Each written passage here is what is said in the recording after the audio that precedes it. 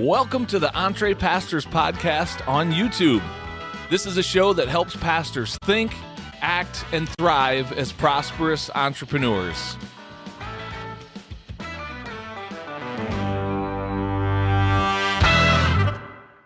Well, hello there, and welcome to this episode of the EntrePastors podcast on YouTube. I'm John Sanders. I am one of the co-founders of EntrePastors, and I'm excited about this week's episode. We're going to be hearing from someone who has built a stream of income around coaching, and specifically coaching other pastors.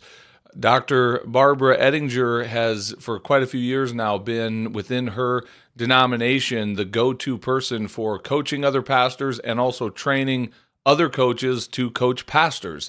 So this is definitely something that is going to be up the alley of many in this community, as we have a lot of people who have an interest in coaching, and we see it as a really good way for pastors to utilize a skill set that they've been using very much in ministry anyway. Often we just don't call it coaching, but the skill set is very much there.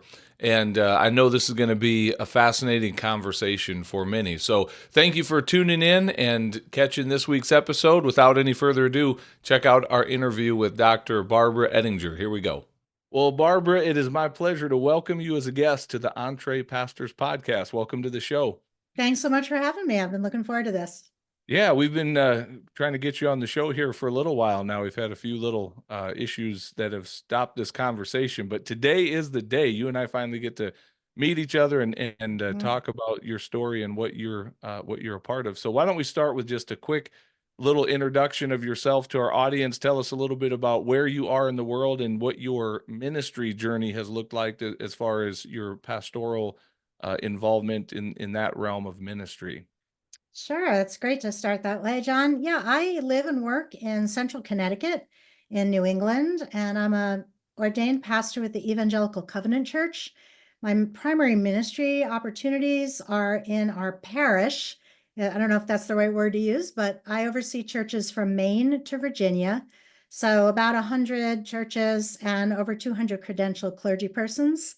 That's my primary area of ministry, but my passion is working with the Evangelical Covenant Church denomination at large as the coaching project manager. And so I really blend my focus on leader formation in the areas of serving clergy in whatever they need locally, but then fostering and focusing on clergy formation across the whole denomination through the ministry of coaching. Okay.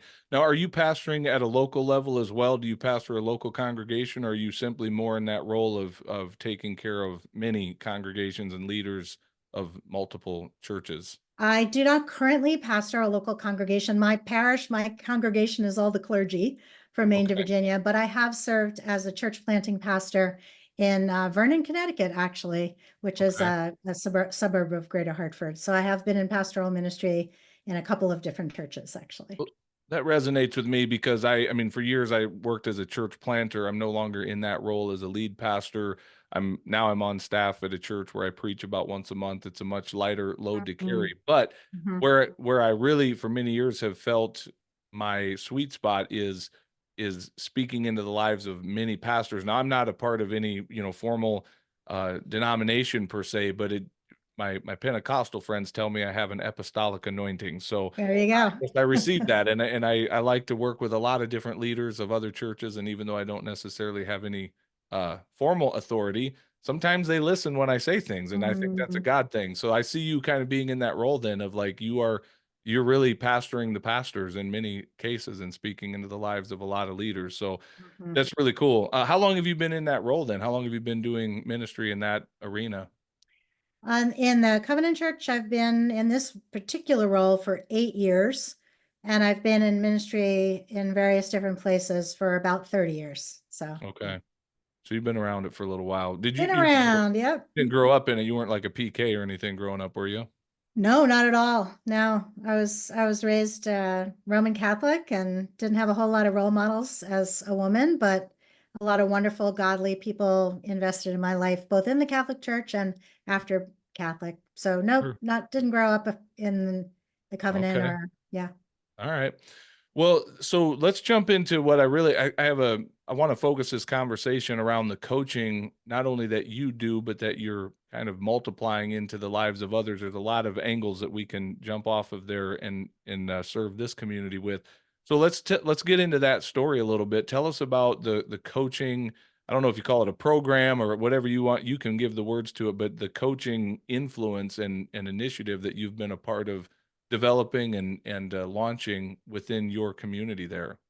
Sure, I'm happy to do that. It actually started with an invitation, as most things do, probably 5 to 6 years ago, where a colleague inside our denomination invited me to go for coach training. And I had not been exposed to coaching prior to that. But as soon as I got into the room for this coach training, I immediately recognized that coaching could be a really powerful tool for advancing clergy well-being in our denomination. And so I began to dream and scheme, as we like to say, as to how we might build an internal coaching network that could make the gift of coaching be more accessible to covenant pastors across North America. So we wanted to do an internal coaching network because one of the barriers to coaching often is cost. Mm, As you and your audience know very well, uh, clergy are not rolling in dough in most cases. And so right. the cost of externally hired coaches is often out of reach for a lot of clergy persons. So we decided to try to start an internal coaching network in which peers would be trained in coaching skills that would empower them to coach their peers. So the cost would be lower, the collegiality would be higher, and that's how the whole thing got started.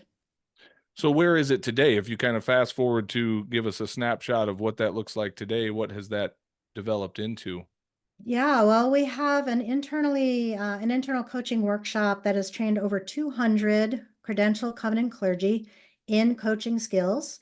And all of them use the skills, and about half of them have chosen to go on. So about 100 have chosen to go on to actually use their coaching skills in intentional 1 hour formal conversations known as a coaching conversation. And so there are coaches deployed in a number of different angles and areas within the denomination, and a handful have actually gone on to decide that they don't just want to do this as a side gig, but want to become full-time coaches and have developed their own coaching business. But I think overall, the bottom line for me is that what was once a little used or little known resource has now become a normal and natural part of clergy flourishing in the denomination. And we're just delighted that we're actually becoming a coaching culture organization because of this seeding into 4 years after we started. The first workshop we taught was during the pandemic in 2020, and we've since, I'm about to lead our 9th workshop. So we've done 8 in that 4-year period, and we're really starting to see a normal and natural acceptance of coaching as just a part of the way to do ministry in our denomination. Yeah, if we back up in the story, 10, 15, 20 years, like coaching, we didn't hear a lot about that. It seems that coaching Mm. is kind of becoming a little bit of a trendy buzzword. Everywhere you look, there's coaching. And by the way, I don't hear that as a criticism because I am a coach. I have multiple coaches. I've invested heavily into my own coaching, so I am bought in completely on it.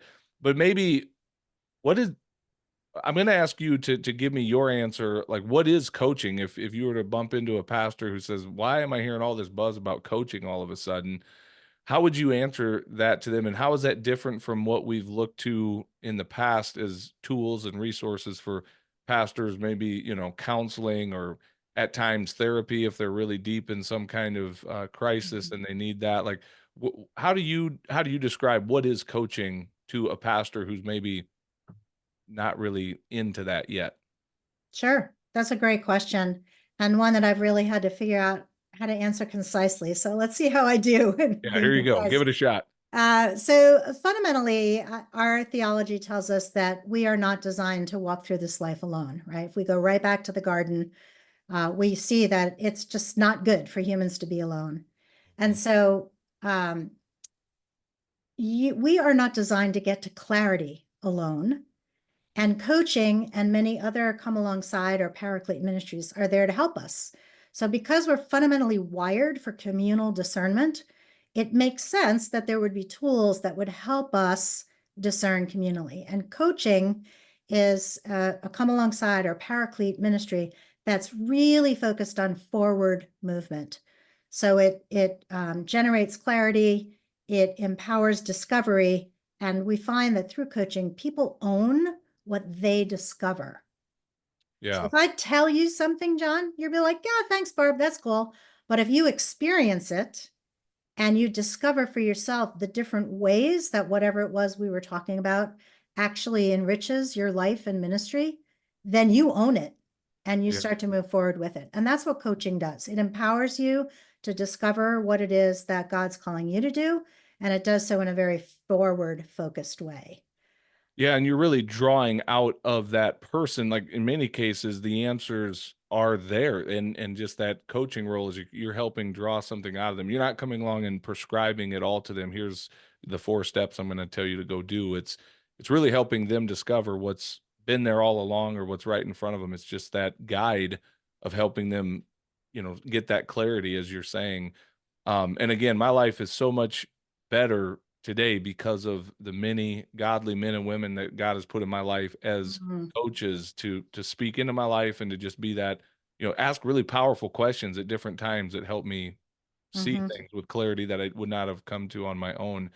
mhm. When you are training pastors for coaching, are you specifically training for coaching in regards to ministry stuff? Like, is this coaching around church growth strategies and dealing with leadership issues in the church? Like, or is it broader than that? Like, how are you training your coaches to serve other pastors? Yeah. Well, I want to back up a little bit and just touch on your question in terms of how coaching compares to other support Yeah, ministries. yeah, So I want to just briefly state that in my mind, if we like to think of arrows, right? So what's the primary direction of all of these great tools that we have in our toolbox? And if you think of maybe the upward arrow, that's the ministry of spiritual direction, where you sit with someone and primarily it's upward, how your relationship with God is going. Of course, spiritual direction can touch in a number of different areas and go in lots of different directions, but the primary arrow is up. Therapeutic counseling, primarily, the direction is back. So we go back in therapy in order to uncover maybe some broken foundations and things that we want to rebuild in order to move forward with health. And in coaching, the arrow points forward. So the primary direction of coaching is forward and action oriented. And I think those three arrows really help us keep clear which lane we're in. And then with regard to what our training focuses on, we emphasize it, we like to think it's content agnostic, right? So that I can coach you on firefighting skills, even though I don't know a thing about it other than how to light a sure, match, right? But in reality, content always shapes every conversation. We're not supposed to be devoid of our context. We're very embodied people as Christians. We believe in God's presence in the world that God's made. So content agnostic is an ideal. What that means for our coaching is that we actually train in skills. So we train in 5 core skills of asking powerful questions that you've alluded to already, active listening, focusing a conversation, generating feedback, and following up. So those 5 core skills of questions and listening and focusing and feedback and following up are what we train our pastors in. And we like to say, and actually know that it's true from personal experience, that any one of those skills can be used anywhere. yeah, So your kid comes home from school and you can say to your kid, did you have a good day? That's not a powerful question because every kid on the planet is going to say, I don't know, or mhm, fine, or yes, or yeah, no. right, But if you are trained in how to ask a powerful question, what was one thing about your day that was really energizing? yeah, Whole different conversation. So we train in the 5 skills, and those skills are intentionally, in our context, most often applied in ministry settings.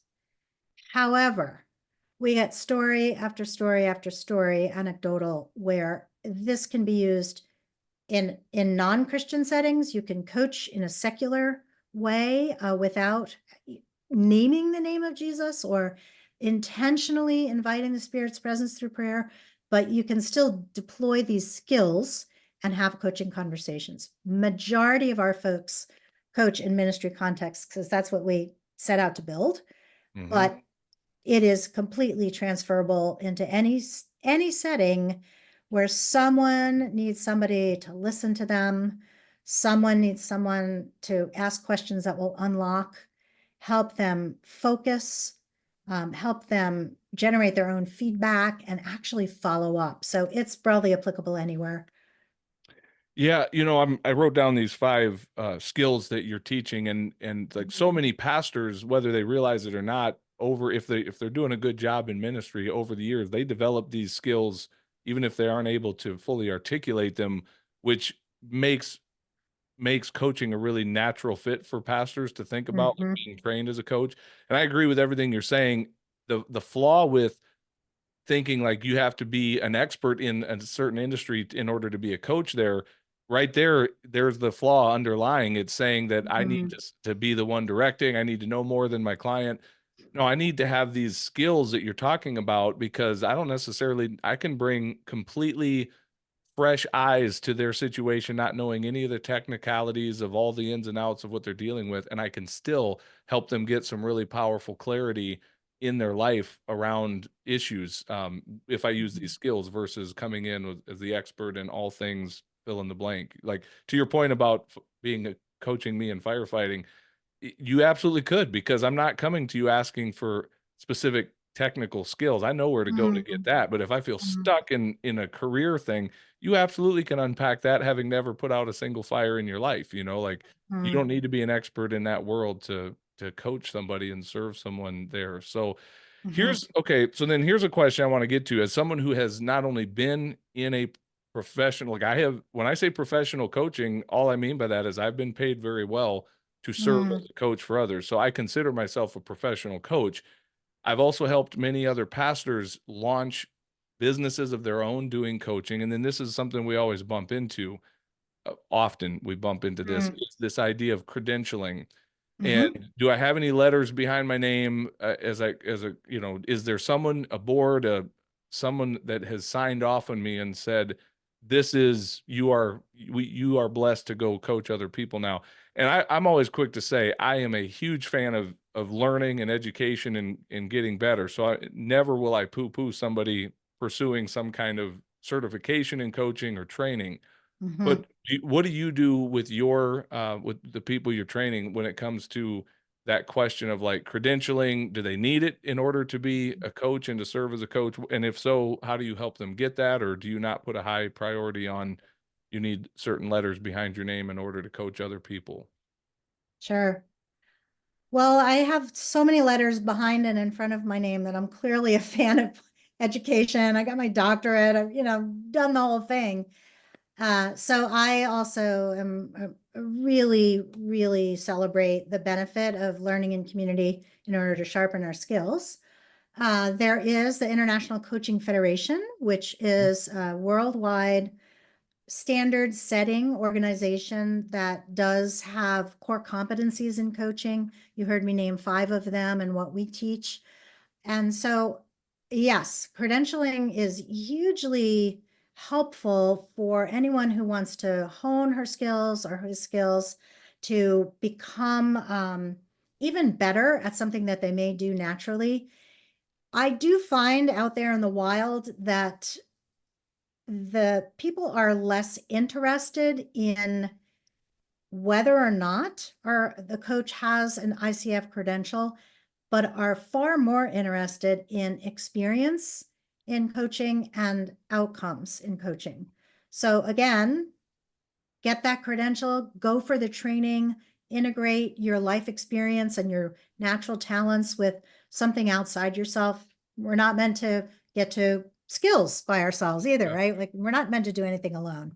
So I don't diminish that, but I do find that there's not, I have never had a client, by the way, ask me, so what level of ICF credentialing are you at? The clients are far more interested in whether or not I can help them move forward and have experience, and that if there's a good, connection in the relationship, than they are in any credentialing. So that's kind of a ambivalent answer, but yeah, get It, credentialed, but the the field doesn't call for it. When you're it's a going great answer. into, right, exactly. When you're going into, I think, corporate cultures and corporate environments and corporate standards, I think the credentialing there becomes more important when Yeah. you're coaching in industry, as opposed to coaching in nonprofit sectors in the church world. And in my case, the question hardly ever comes up. But when you are out in corporate sector and seeking to compete in a very dense market, credentialing then becomes more important. Yeah, so we built an internal peer coaching network. So And so, the whole gig is peer to peer. So yeah. credentialing, it becomes, we want skills training, but we don't need credentialing because by default, by the nature, it's in-house. Yeah. All of that makes sense. And maybe I should clarify too, just for a more nuanced position, is that when I find myself giving that admonition to a potential coach, it's more around the realm of building a profitable business, because I Yep. agree with what you said. Not once has any client or prospective client ever said, "Well, hey, you know, who trained you to be a coach? Where did that come from?" Instead, what they care about is exactly what you said. Can you help me? Can you help me Mhm. solve this problem? Can you help me get unstuck? And the way to show them that is by letting them experience your coaching and what that would Mhm. look like if we were to work together. And I've yet to have anybody ever say, "Well, I didn't hire you because of your lack of credentialing." And also, I have never discouraged anyone from ever pursuing some kind of credentialing, because at the very least, it's going to give you more confidence and it's going Yeah. to help you grow and get better. But it's more of the business aspect. Those letters Yep. behind your name are not going to bring any clients. That's where probably if I've ever discouraged it, it's been from that angle of someone thinking, if I just pay this organization, $5 or $10,000 so that I can get certified or get credentialed, then I'll have clients knocking down the door to pay me. And it's like, no, you won't, because they're not interested primarily in your level of credentialing. They're interested in your ability to serve them and help them solve their problems. And that can Yeah. certainly be done with or without credentialing behind your name. So, I will say that the International Coaching Federation, every year, every 10 years, they do a sort of a 10-year status of coaching kind of update. And they're 2020, so there's not going to be another one until 2030. So their 2020, the status of coaching executive summary did report that one of the barriers to coaching was an uneven skill set and uneven competencies among people who just say, "Hey, I'm a coach," and they hang up their their shingle, and just it actually diminishes the credibility of yes. the industry, if we can use that word, the Yes. profession, to have such a wide. This is the ICF 10-year executive summary, to have such wide varying levels of skill and competency. And so because of that, I am more often suggesting that people get some sort of training, so that if, Jane Doe over there is a horrific coach, her bad performance doesn't make me, as another person saying I'm a coach, look bad, right? So Yep. we kind of all raise the tide. We all do better. So I do think that training is necessary, but I will still stick with what I said earlier and agree with you. I don't think it's necessary in order to build a business. I think it's necessary for our own professional development, and I think it's necessary for our own sense of integrity to get some training. And Sure. there's so much training available that, in many different price points, go for it. But I agree, I don't think it's necessary in order to build a successful practice. Yeah.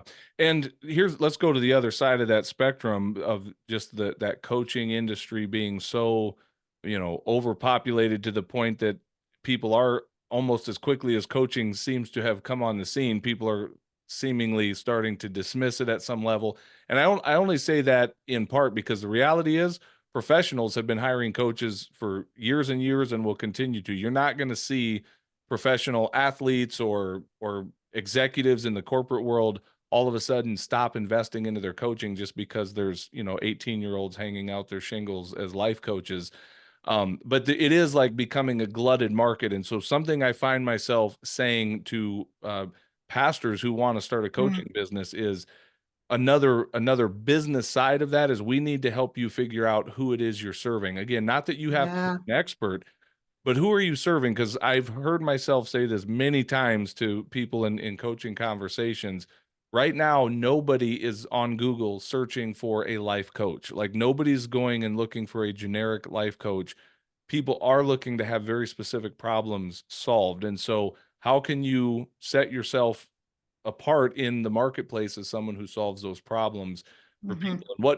And again, once you get that niche, you're going to find yourself coaching around a broader array. But what is kind of the niche of your coaching? I'm curious for the pastors you mentioned that are taking this beyond the internal Hmm. network of serving others and are saying, you know what, I can see myself developing a stream of revenue around this. Hmm. I'd love to hear some of their stories, or what are some of your observations watching them essentially monetize this skill set as a business? What are you noticing? Good, bad, in Mm. Yeah, that's a great question. Well, I do want to build off of your advice, very wise advice that you're giving to people. Like, what's your niche? Identify your core strengths. So coaching at covechurch.org is the email address that people can reach out for to learn more about coaching in the covenant. And that covechurch.org, we've just recently developed a coach bio page where it's searchable on, I want to get coaching on intercultural agility. You click that, and all the coaches that are trained in that. I want to do coaching on leading from the second chair, that's in there. Whatever it is, children and family, whatever your niche is, because niche expertise and niche focus and passions, it's really the way to build in your case, like the business model. And it's really starting to be very helpful for us, just peer to peer. Give Mhm. us some context for what you care about. Coaching women clergy, fill in the blank. And that is very important. So for the people who have developed, first of all, coaching is monetized in the covenant. So we are the very grateful recipients of a Lilly Endowment grant that Okay. allows us to pay our coaches who are coaching as part of Lilly Endowed cohort experiences through sustaining pastoral excellence one-on-one that are apart from cohorts. And so it is a paid venture in the covenant. This peer-to-peer network inside the covenant we're able to pay coaches at a modest rate, and it's public, so I don't mind saying it's $100 per session. And they are usually 6 sessions at a time, but if the cohort's longer, it'll go as long as the cohort. So all that to say, it can be monetized even within a denomination.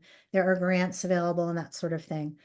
In terms of the folks that have gone on to build their own coaching businesses, they tend to be people who have some other source of income to support them in a bridge period. So I'm just kind of thinking of the individuals that are in my Sure. head. Either they've already retired and they have a pension or a social security that they really can't live off of, but it's there. It's some sort Yeah. of base. Or they have a spouse that, she's a nurse or he's a, whatever that they can. So they tend to be people who already have some sort of base supplementary income, currently working as a pastor, but want to build their coaching income. Fill in the blank. So Yeah. that's one thing that definitely comes to mind. And secondly, they have an entrepreneurial spirit that they love starting stuff. Yeah. You mentioned the apostolic language Yeah. earlier in our conversation, and that kind of entrepreneurial spirit tends to they were the people who, when they were in youth group in high school, they started the youth group on their high school campus, or whatever. They were the ones that were always planning the one-off fun birthday party for their kid. Like there's some starting gene Yeah. that's in there, and or they are naturally profoundly good listeners, and they're inevitably will have some sort of anecdote like, yeah, I was always the person people came to when they wanted to unburden or share stories. So they're profoundly good listeners. So those are some of the characteristics. In terms of building the business, there's always a web presence, Mm. always a web presence. So missionalcoaching.org, a colleague of mine runs that.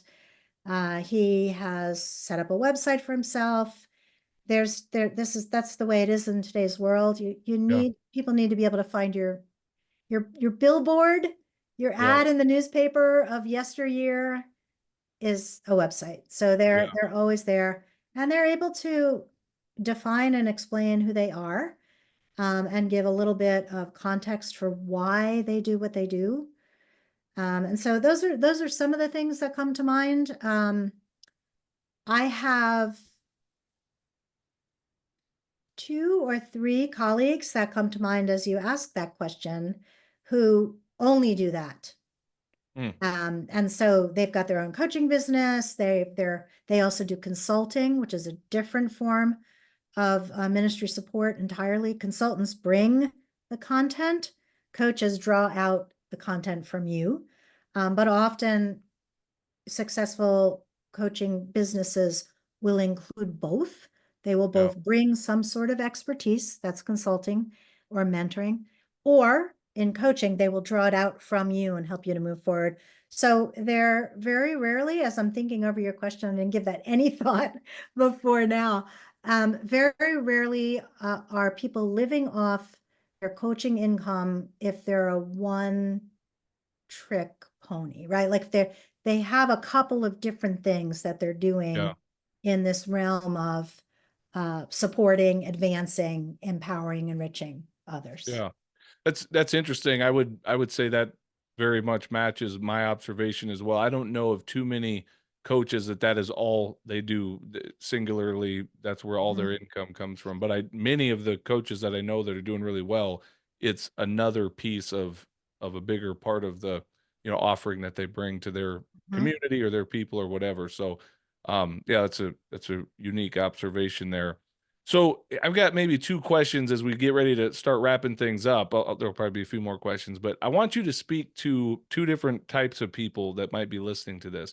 Mm, One, speak to the pastor today who needs a coach, mm, um, who feels stuck. I mean, you can make up the story in your head of where and why and how they're stuck, but I want you to what would you say to that pastor to encourage them? They need a coach, and you have a mm, few minutes to encourage them to look for that coach.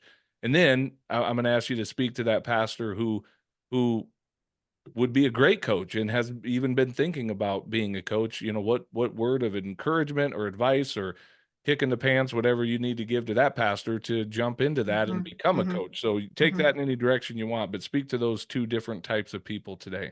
Sure.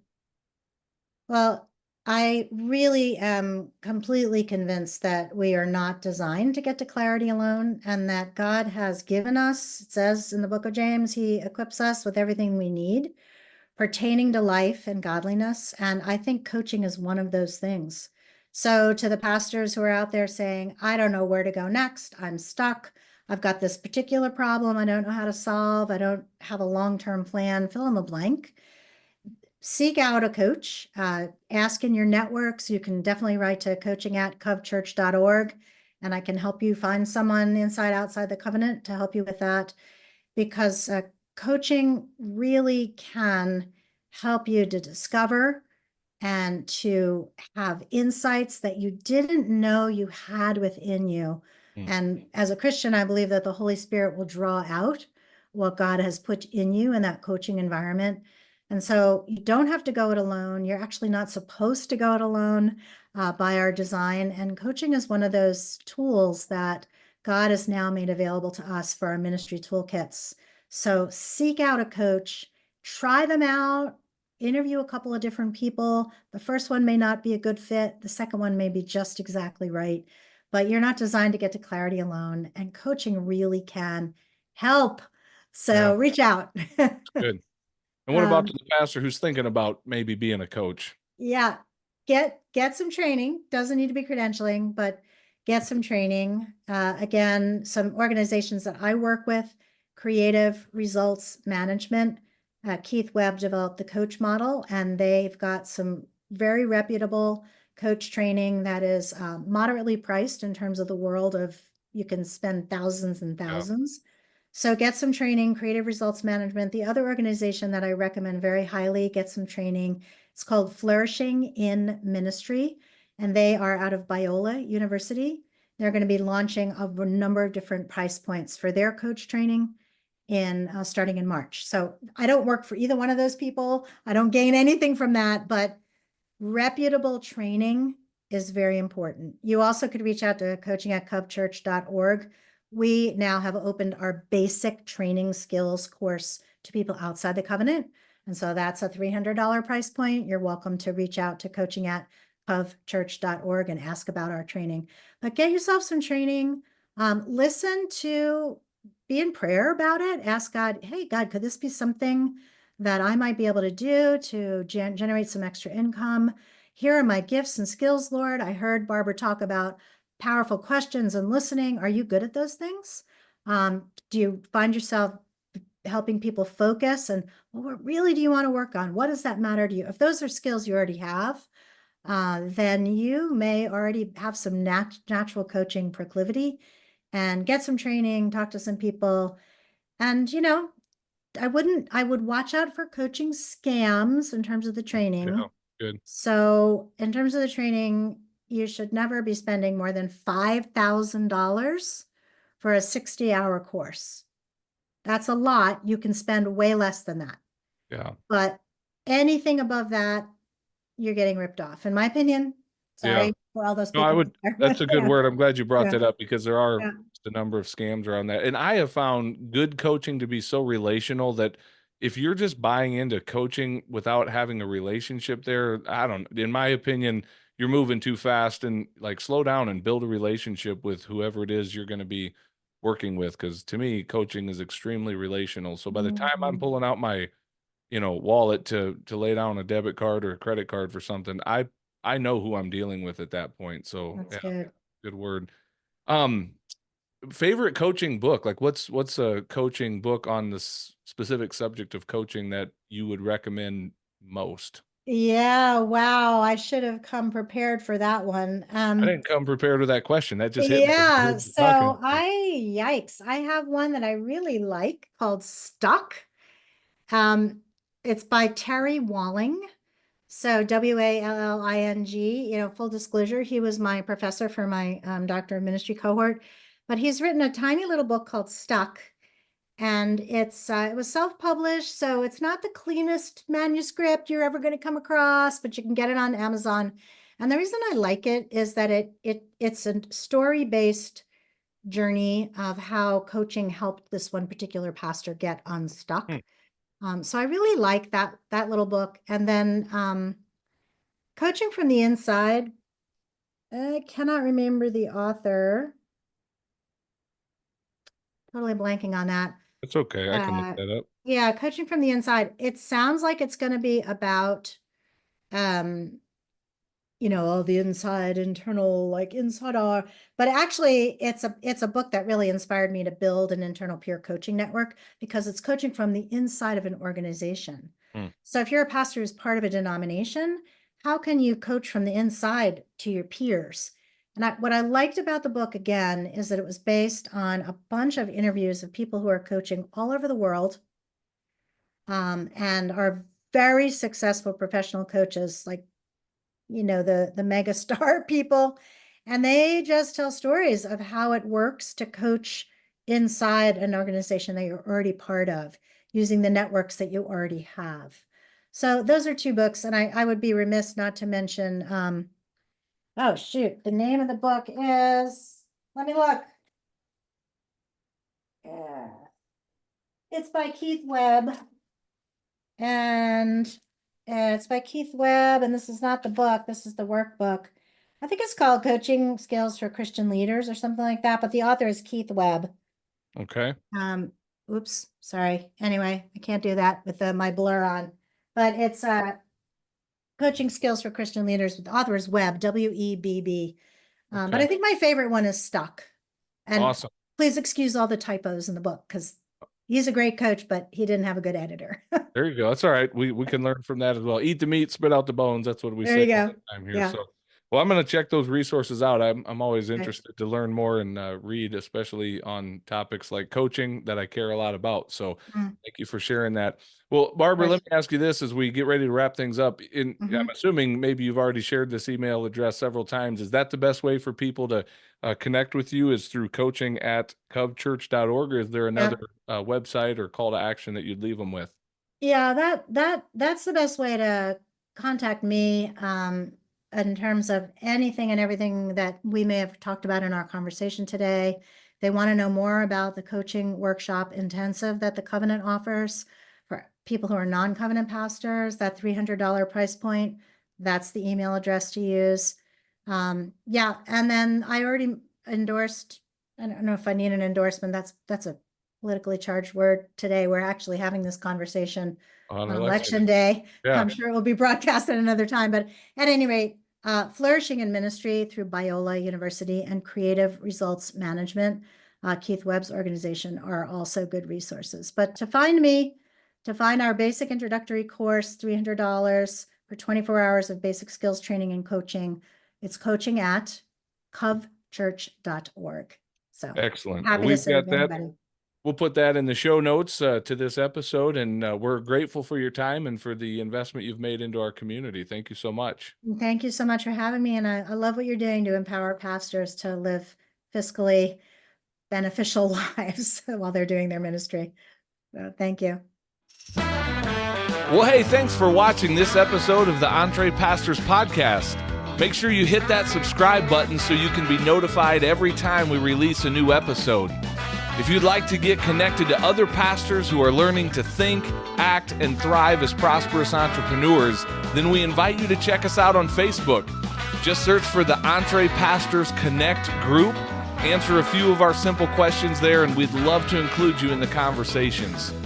And if you're really ready to go to the next level, then we invite you to join our EntrePastors membership community. When you become a monthly subscriber, you will receive access to courses, exclusive community, and coaching that will help you along in your own EntrePastors journey. If there's anything else we can do to serve you, please visit us at EntrePastors.com, and we will do our best to serve you there. God bless everybody. See you soon.